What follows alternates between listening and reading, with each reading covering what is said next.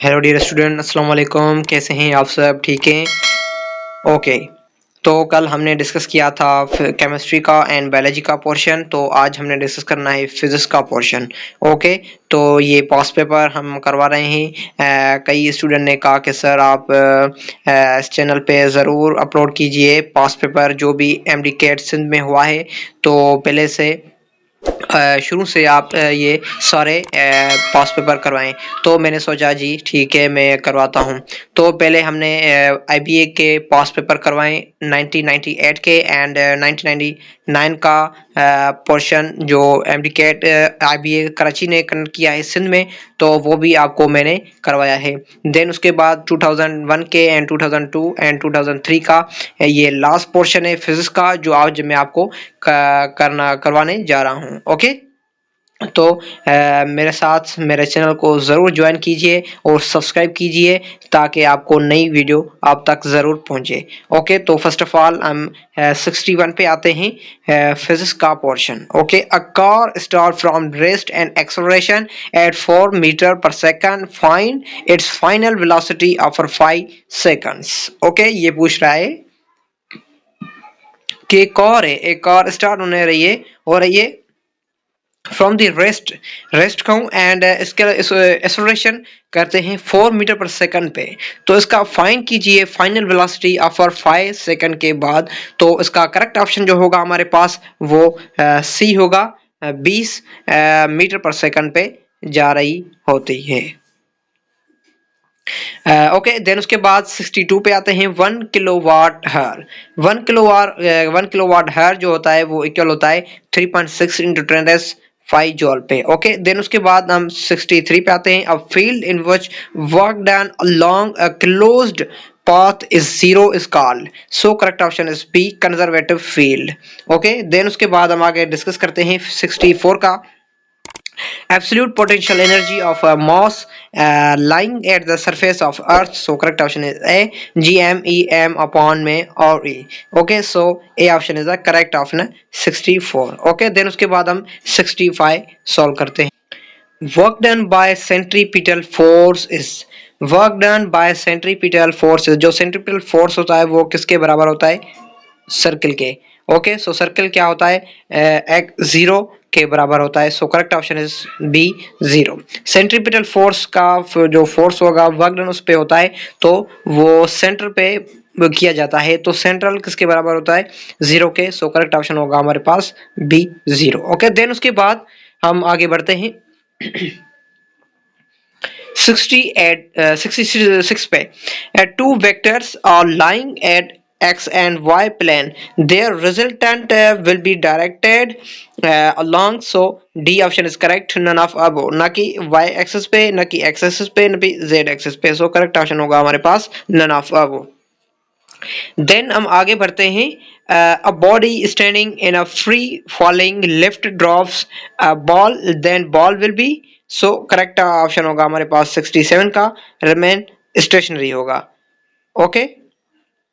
क्योंकि स्टेशनरी होगा कि बॉल जो है वो खड़ा हुआ है, फ्री फॉलिंग मूव कर रहा है, lift drops of a ball, then ball will be stationary point पे होगा। ओके। देन उसके बाद 68 पे हम आते हैं। The point at which whole mass of a body is concentrated is called. Okay. Whole mass of an concentrated of an body, so correct option होगा हमारे पास centre of an mass. So correct option होगा हमारे पास B, centre of mass. Okay. Then हम आगे बढ़ते हैं 69 पे। stroke observed that an upward retarding force act on a body filling in a liquid is given by, so correct option होगा हमारे पास 69 का। so 69 का हमारे पास जो करेक्ट ऑप्शन होगा वो हमारे पास वो डी होगा, F and 6 pi n और v, so correct option is D। Then उसके बाद 17 पे आते हैं। the unit of electric intensity, electric intensity का जो न्यूटन यूनिट होता है वो न्यूटन पर कॉलम होता है। Okay. B option is correct. Then उसके बाद 71 पे आते हैं हम। अल्फा पार्टिकल्स और helium nuclei, so correct option is P. Then 72 पे आते हैं। Electron per molt ratio of N electron is, जो इसका करेक्ट ऑप्शन होगा वो ए होगा 1.75 इंटू 10⁻19 और sorry 11 coulomb per kilogram. So correct option is A. Then उसके बाद 73 पे आते हैं, vector product of a vector by itself, vector is product by A vector itself. So correct option is B 0। Then हम आगे बढ़ते हैं 74, the fractional force of a car taking turn on a circular track is equal to centrifugal force. Okay, जो car होती है उसका जो fractional force होता है वो टर्न करती है एक सर्कुलर ट्रैक में, तो उसका जो फ्रैक्शनल फोर्स होगा वो सेंट्रीफ्यूगल फोर्स होगा। ओके, देन उसके बाद 75 पे आते हैं, 1 HP equal to 746 watts. Okay, so B option is correct.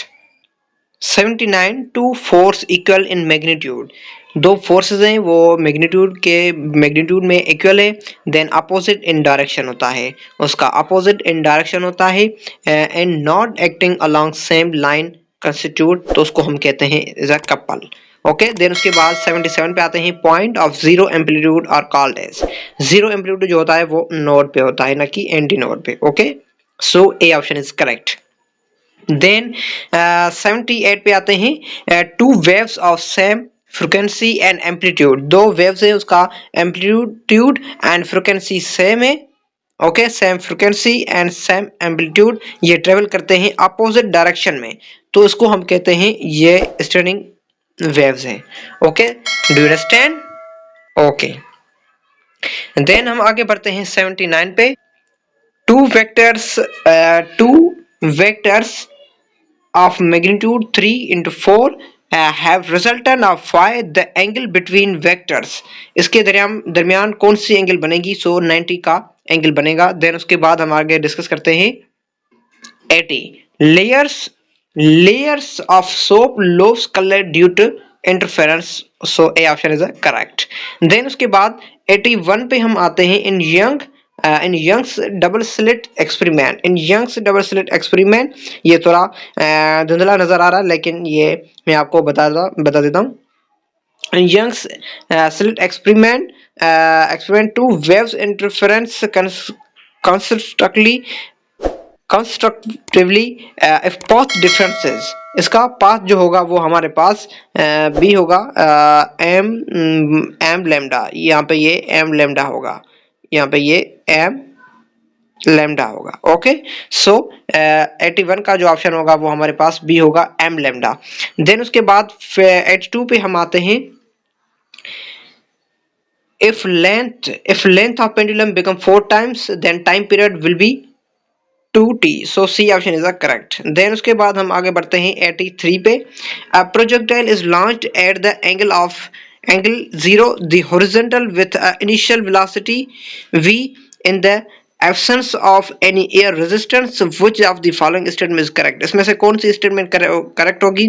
जो प्रोजेक्टाइल मोशन जो है वो लॉन्च किया जाता है एंगल 0 पे, देन हॉरिजॉन्टल जो वेलोसिटी है उसकी इनिशियल वेलोसिटी वो उसकी एब्सेंस है एयर में, एयर रेजिस्टेंस में, तो उसकी ये कौन सी स्टेटमेंट इसमें से करेक्ट होगी? सो इसमें से जो करेक्ट एब्सेंस होगी वो हमारे पास the horizontal velocity remain constant during the light, so B option is correct. Okay, then उसके बाद हम आगे बढ़ते हैं 84 पे, you nucleus different from the U nucleus in that it contains 3 more neutrons, so correct option is A, neutrons। okay, then उसके बाद हम आगे बढ़ते हैं 85, motor operator from 120 volts electrical source and uses 4 amperes of a current, what is the power generated by the motor, तो motor कितना power generate करेगा? So इसका करेक्ट ऑप्शन होगा हमारे पास D 480, so is the correct option. Okay, then हम आगे बढ़ते हैं 86 पे। The vector quantity in which of the following, इसमें से कौन सी वेक्टर क्वांटिटी है? So is the correct option is B, impulse. Distance is a scalar quantity, displacement is a vector quantity, velocity is a vector quantity, speed is a scalar quantity. So temperature is a scalar quantity, energy is a scalar quantity and distance is a scalar quantity. So impulse is a vector quantity and which vector quantity, so correct option is B, impulse. Okay, then उसके बाद 87 पे आते हैं। The angle of projection of projectile, angle of projection of a projectile for which its maximum height is equal to 1/4 of its horizontal angle range। इसका इसमें से ये पूछ रहा है कि जो एंगल है प्रोजेक्टाइल मोशन की वो मैक्सिमम हाइट पे इक्वल होगी और 1/4 उसका कौन सा जो होगा 1/4 ऑफ हॉरिजॉन्टल रेंज जो होगी हमारे पास वो 45 होगी। ओके, मैक्सिमम प्रोजेक्टाइल मोशन 45 की एंगल पे होगा। देन हम आगे बढ़ते हैं 88। Reaction in which heavy nuclei, reaction in which heavy nuclei split into nuclei of intermediate mass number are called as। So 88 is the correct option is B, fusion reaction। okay, then उसके बाद हम आगे बढ़ते हैं 89 पे। two vectors each of magnitude f makes angle is a 0 and 270 angle with the x-axis, their resultant is a, you know very well, D f into B, sorry, f into 2 by 2। then 90 last one MCQ in which physics portion। so choice the relation which is not correct। इसमें से ये पूछ रहा है इसमें से कौन सा जो ऑप्शन करेक्ट नहीं है। so volt equal to coulomb per joule. Okay, volt per coulomb per joule और ampere coulomb per second, ohm equal to volt per ampere और 1 कॉलम equal to charge of 6.24 into 10 as 18 electrons। so D option is correct। ये D जो होगा वो हमारे पास ये correct नहीं है।